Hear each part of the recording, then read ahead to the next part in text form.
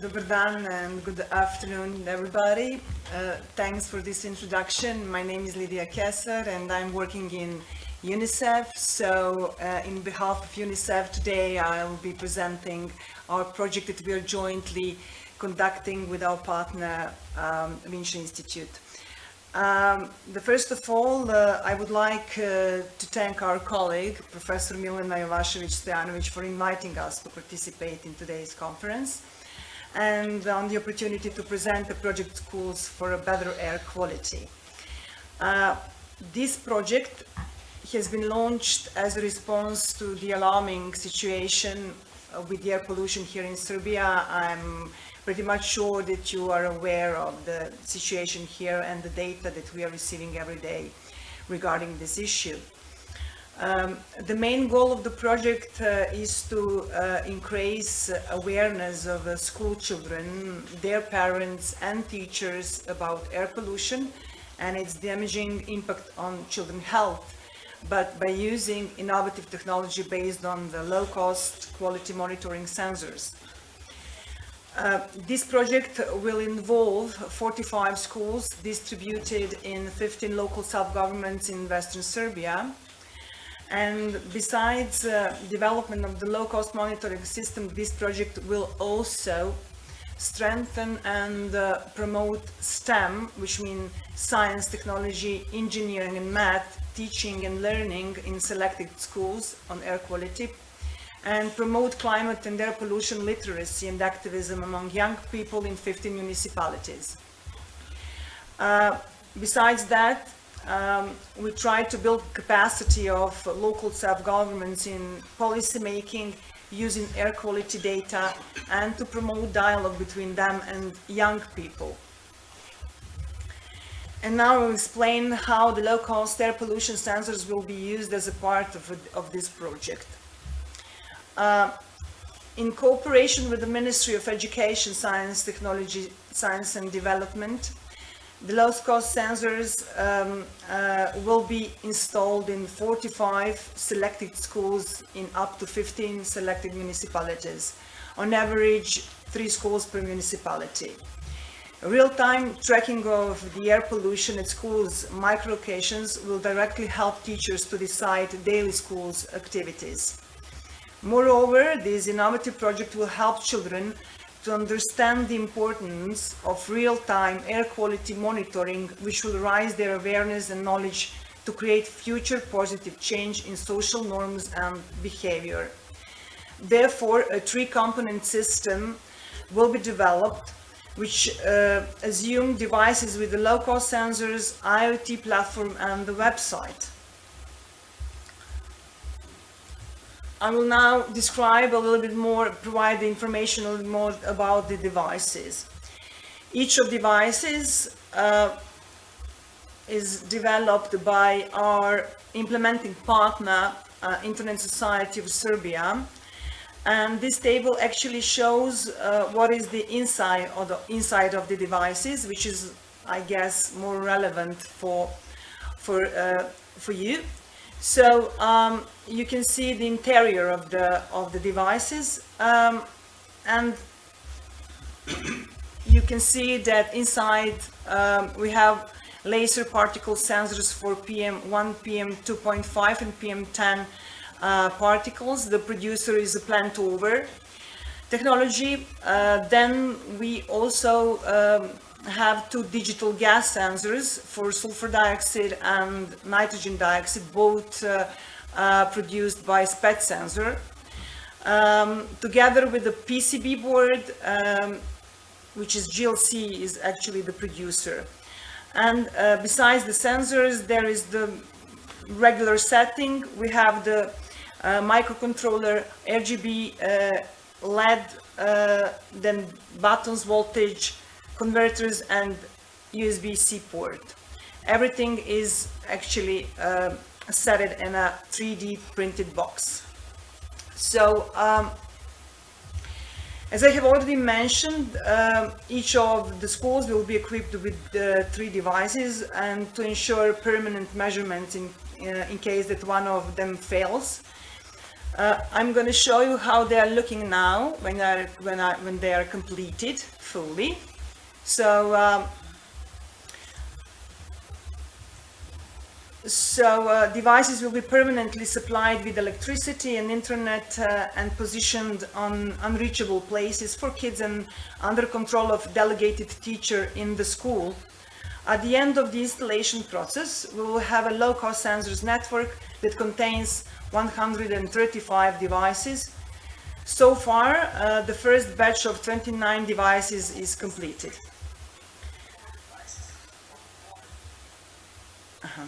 Okay, so as you could see, the second part, so I can show you how it looks now. Some of them are actually installed already in schools, just to check how the schools respond, because there are a lot of job for them to adjust the conditions for deployment of these devices. So these are the examples and the pictures from the terrain.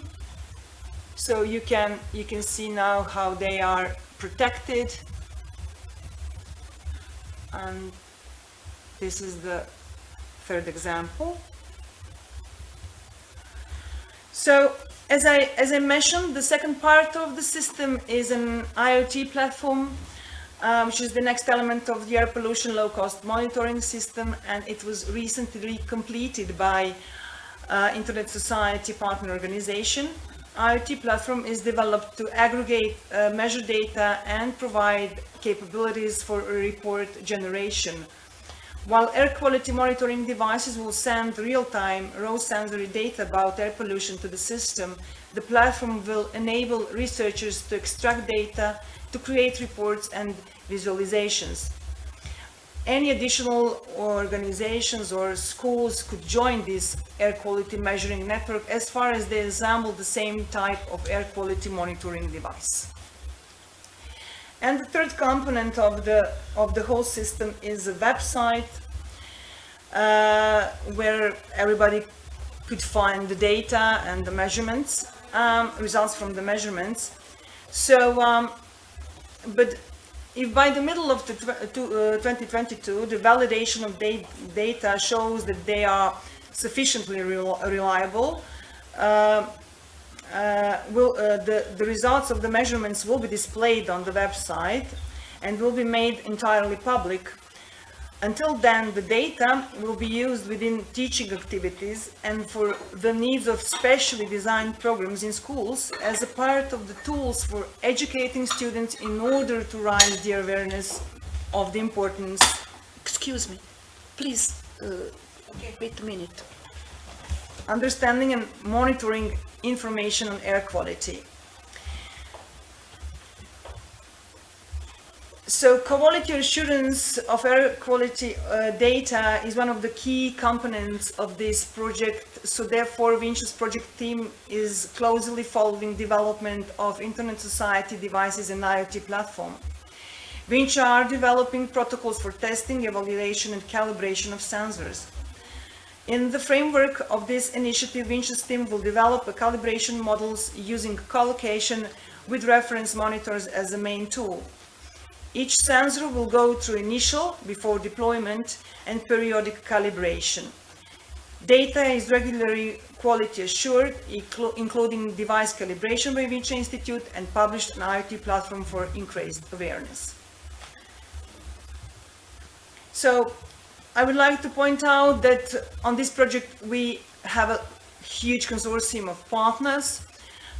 Each of the project components, those where we are working on educations with school and with youth and with local sub-governments, has its own implementation partners.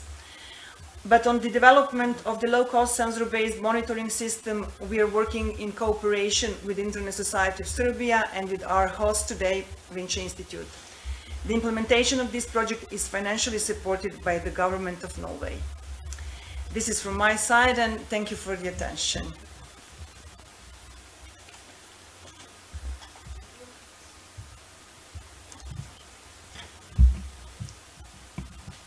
So thank you, Dr. Keller, for your very nice presentation.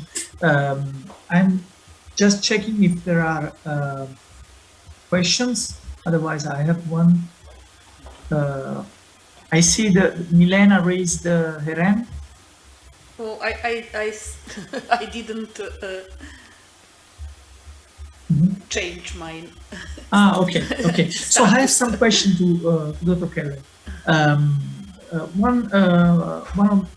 The first question is about dimensions of the tool. It was not easy to understand by the pictures. Is it something that can be easily carried? Do you plan for mobile measurement or fixed measurement? What about this kind of framework, let's say, questions? I'm afraid I didn't hear enough, so Milena could maybe okay. What are the dimensions of the device?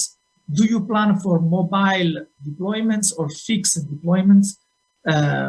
That was the question. It is just planned for fixed location because it is not on batteries. And it will be distributed so that you're going to tell.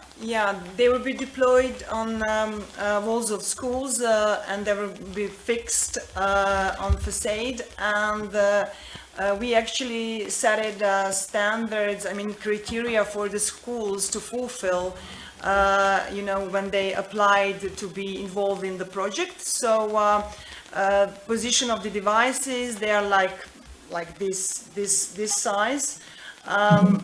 Will be they will be positioned and covered with some protection because of the weather.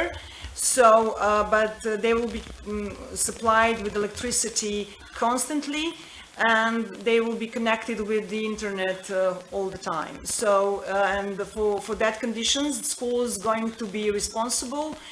And because of this, how to say, maintenance during the project lasting and measurements, we actually agreed with the schools, and we have a protocol for the schools how they teachers who are involved, and particularly for this part of the project and activity should behave, and how they're gonna you know, monitor the devices. So in case that something is problematic with some of the devices, they're gonna send us, you know, for maintenance and for service, and they're gonna receive another one to be replaced.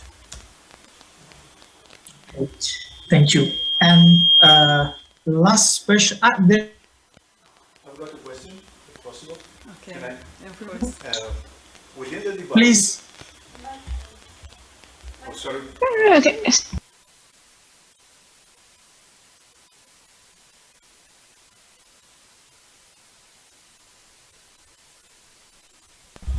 Can I ask? If within the device you have a kind of sensor for humidity, because it is very relevant, it's not so expensive, and very often the correction can have profitable, say, improvement in correcting some little inaccuracy of the estimate. Yes. Yes, our devices will be equipped also with those sensors, so Okay. with humidity and for the pressure. Yeah, yeah, yeah, of course. Because And for the temperature. Yeah, Yeah. yeah, Yeah. I will also have a short question. Okay. Yes, yes, it's okay. So we're back again. Okay. Did you hear the question from Dr. Castel? No, please, could you repeat, because we have the breakdown of the connection. Okay, Yes, Lidia, please. Yes, I go ahead. My question was like, why did you decide to do assembling this sensor yourself instead of going from something like this already like on the market for citizen science application, for example? Actually, it is an upgraded version of the previous version of these devices that was already developed here in Serbia.